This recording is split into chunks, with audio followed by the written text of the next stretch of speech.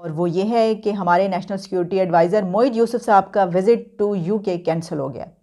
बड़ी खुशी खुशी वो इस विज़िट पर जा रहे थे। बड़ा उन्होंने ज़बरदस्त अहम विज़िट था, बड़ा वहाँ पर काम करना था, बहुत अहम पर्पस था, लेकिन अब ये विज़िट कॉल्ड ऑफ हो गया। ये कॉल्ड ऑफ किसने किया है, इसकी क्या लॉजिक है, क्या रीज़न है और इसके बारे में क्या डिटेल्स हैं। मेरे सामने इस वक्त द न्यूज़ मौजूद है। द न्यूज़ में इस पे जो रिपोर्ट आई है वो कुछ इस तरीके से, according to the report the visit was called off due to Pakistan's policy towards stand off between Russia and Ukraine. Russia and Ukraine पर पाकिस्तान का जो स्टैंड रहा और रेजोल्यूशन में एब्सटेन किया, उसकी बिना पर वेस्ट ने, यूके ने मोईद यूसुफ साहब का विज़िट कैंसिल किया। अब देखिए, अब ये उनका क्या स्टैंड आएगा वो भी हम ज़रूर बताएंगे कि क्या वो कुछ दिन के बाद जा रहे हैं, ऐसा क्यों हुआ। लेकिन अभी तो हमारे सामने जो रिपोर्ट्स हैं उसमें ये नज़र आ रहा है और ये कोई अनएक्सपेक्टेड नहीं है। इसकी वजह ये है कि जब से हमने उस यूएन रेजोल्यूशन में एब्सटेन किया है, हम ये बात कर रहे हैं कि ऐसा कुछ होगा, वेस्ट गुस्सा दिखाएगा और सारा नज़ला और गुस्सा जो है वो कमज़ोर पर गिरता है।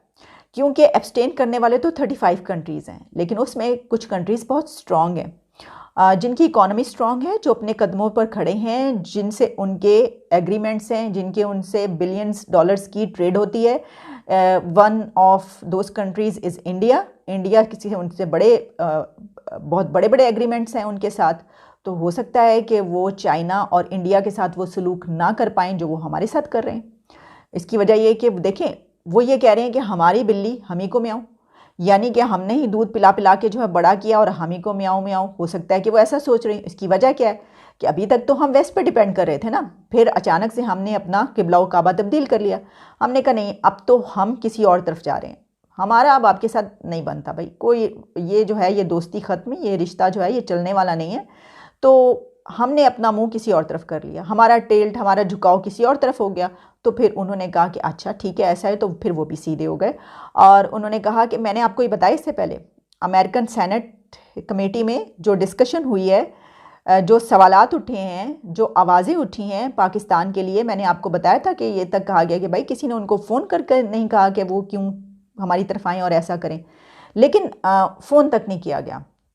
हालांकि दूसरी तरफ दूसरे कंट्रीज़ में उन्होंने फ़ोन किए हैं, उन्होंने बातें की, उसके हवाले से वो भी मैंने आपके सामने रखी। बहुत लंबी वो डिस्कशन थी, कई आवर्स पर मुश्तमिल, लेकिन मैंने उसमें से कुछ पॉइंट्स बताए थे। तो अब ये हुआ है और मैं ये समझती हूँ कि अभी आगे आगे और भी बहुत कुछ होगा।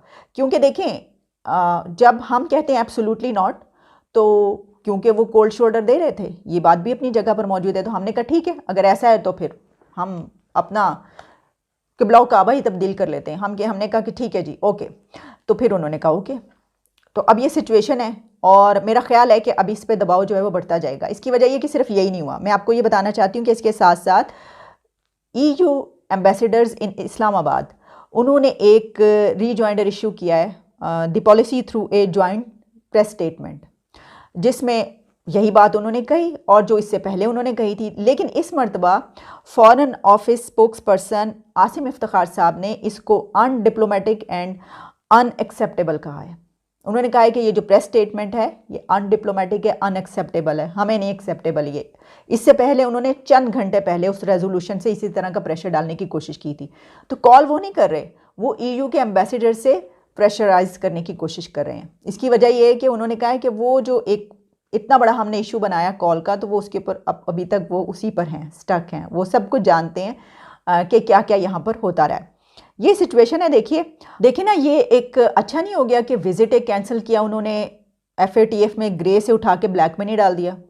गुस्से में वो ये भी कर सकते थे, हम क्या बिगाड़ लेते उनका, लेकिन उन्होंने किया क्या, गुस्सा वो सिर्फ इन कंट्रीज़ पर नहीं निकाल रहे, बल्कि उन्होंने UAE पर भी गुस्सा निकाला है। लग ऐसे ही रहा है क्योंकि UAE को भी ग्रे लिस्ट में शामिल कर लिया गया, FATF की ग्रे लिस्ट में UAE भी आ गया है।